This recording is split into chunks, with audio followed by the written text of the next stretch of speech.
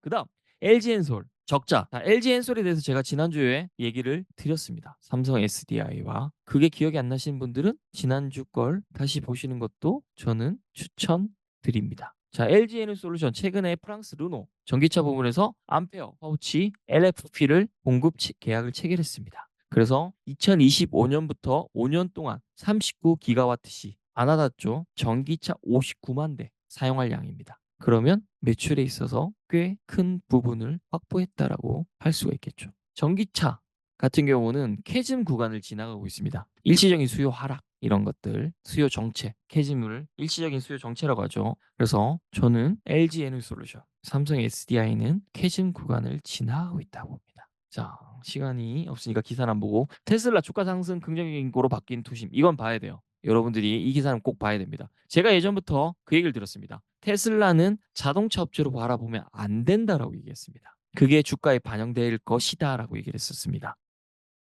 일부 투자자들이 테슬라에 대해 부정적이었던 의견을 철회하고 긍정적인 쪽으로 바꾸고 있다. 벤 아이브스 웨드부시 증권의 애널리스트는 최근 고객들에게 보낸 메모에서 전기차 수요가 전 세계적으로 안정화되고 있으며 테슬라 이야기의 다음 단계가 전개되고 있다고 말했다. 그는 8월 8일 로보택시 데이를 앞두고 테슬라가 시장에서 가장 저평가된 인공지능 수혜주임을 월가가 곧 인식하게 될 것이라며 시장 수익률 상회 의견과 $300의 목표가 강세의 경우 목표가 $400를 유지한다고 말했다. 톰슨 원에 따르면 50명의 애널리스트 중 아이브스를 포함한 22명의 애널리스트가 매수 의견을 내놓고 있다. 보유 의견에는 18명, 매도에는 10명의 전문가가 있었다. 한편 머스크는 일요일 테슬라 게시물을 리트윗해 홀마스 카탈로그가 보도한 핸즈프리 운행을 보여줬다. 해당 보도는 골든게이트 파크의 포트 포인트까지 아무런 개입 없이 자동차가 스스로 운전하는 내용을 담고 있었다. 한편 테슬라는 오는 23일 장마감 이후 2분기 실적을 발표할 예정이다. 국내 2차 전지주 관련해서 얘기를 들어봐야 되겠죠. 전기차 캐즘 얘기했죠. 일시적인 수요 둔화 덕분에 이익이 줄어들고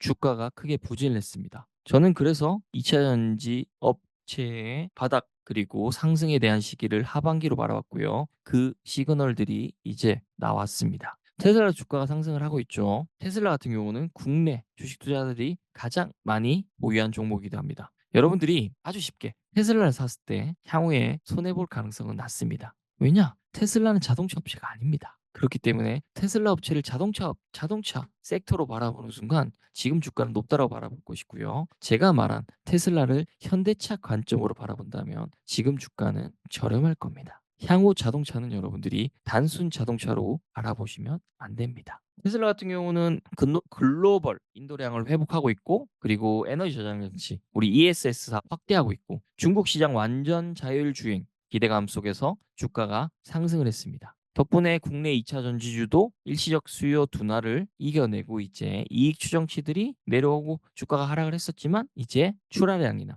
이런 것들이 서서히 늘어날 거라고 바라보고 있습니다. 그러면 관심을 가져야 될 업체 중에 LG 에너지솔루션과 삼성 SDI는 포함이 되겠죠. SK 이노베이션도 마찬가지고요. 그리고 소재 업체들도 알아볼 필요가 있습니다. 에코프로 BM이라든가 포스코 퓨처엠이라든가 LNF라든가 첨보라든가 이걸 한번 보여드리는 게 좋겠네요. 오늘 다 못하더라도 요즘에 여러분들에게 할 말이 좀 많아가지고 할 말을 좀 줄여야 되나? 에코프로 BM 주가 볼게요. 보시는 바와 같이 주가가 30% 이상 하락을 했습니다. 자, 오늘 휴가비 얘기를 했으니까 자, 여러분들 우리 스터디니까 에코프로그램, 포스코 퓨처엠, LNF 첨보 사서 여러분이 손해볼 가능성이 이제 상대적으로 거의 없다라고 보는 게 맞을 겁니다. 최근 스터디 하면서도 방향을 못 잡고 있는 분들은 2차 전지 관련해서도 살펴보시면 바로 수익을 얻을 수 있을 겁니다. 에코프로그램뿐만 아니라 포스코 퓨처엠도 주가를 보시면 이렇게 하락을 했습니다. 고점 대비 지금 일봉이 그렇고 고점 대비해서 많은 하락을 했겠죠.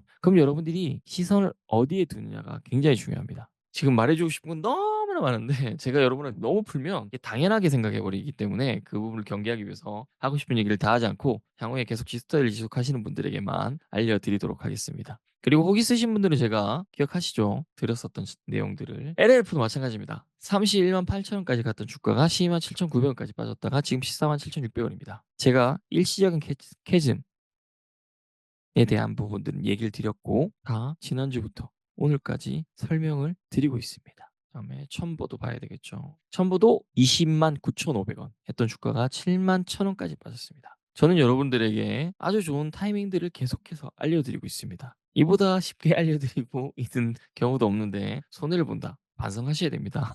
정말 손해 보기 힘들 정도로 알려드리고 있는데 손해를 본다. 그거는 진짜 그렇습니다. 저는 테슬라가 30% 넘게 상승을 했죠. 최근에 한 달 동안 기준으로 보면 더 올랐죠. 30% 이상. 근데 2차 전지에 대해서 여러분들은 살펴볼 필요가 있습니다. 테슬라 같은 경우는 지금 우리가 테슬라 하고 있는 거 맞죠? 테슬라 같은 경우는 호재들이 많아요. 자, 미국 주식 하는 분들은 테슬라 사셔도 됩니다, 지금. 진짜로. 주위에 "테슬라 지금 사도 돼?" 하면 사실 사도 된다라고 친한 사람들한테 알려 주십시오. 테슬라 같은 경우는 지금 호재들이 많아요. 뭐냐? 일단 중국 시장에서 테슬라가 BYD보다 점유율에서 밀리고 있지만 점점 점유율을 올려갈 겁니다. 중국 정부를 뚫었기 때문에. 이 부분은 좀 얘기하면 길어질 것 같으니까 천천히 하고요. 그래서 테슬라 주가 상승의 2 분기 글로벌 인도량 이게 실적 회복을 끌어올렸습니다. 그리고 전혀 별개인 것 같지만 저는 네이버에 대해서 네이버 주가에 대해서 그리고 네이버 기업에 대해서 얘기를 조금 해 보고 싶습니다. 여러분이 생각하는 네이버 어떤 업체라고 생각하시나요? 제가 선물 드린다는 거예요 지금. 선물 드리고 있는 거예요. 이 정도는 눈치채셔야 됩니다 여러분들. 네이버를 단순히 플랫폼 정도로 바라보실 필요는 없을 것 같고요. 휴머노이드라고 해야 되나? 인간형 로봇 기술을 보유한 기업이라고 바라보시면 좋을 것 같다는 생각이 듭니다. 그러면 지금 뭐 라인이나 야후 네이버 야후 문이나 이런 부분들을 굳이 그렇게 신경을 쓸 필요는 없다라고 생각됩니다. 단기적인 관점으로 바라본다라면 라인 사태를 심각하게 바라볼 필요는 있겠지만 저는 네이버 기업에 대한 미래 방향성들을 더 크게 바라볼 필요가 있지 않을까라는 생각을 합니다. 그래서 LG에너지솔루션, SK 뭐 이노베이션, 삼성 SDI 뭐 이런 배터리 부분에서 바라볼 필요가 있을 것이고 그리고 뭐 휴머노이드에서 네이버 기업들을 생각해 볼 필요가 있을 겁니다. 지금 선물 드리고 있다라고 얘기 드렸습니다, 여러분들.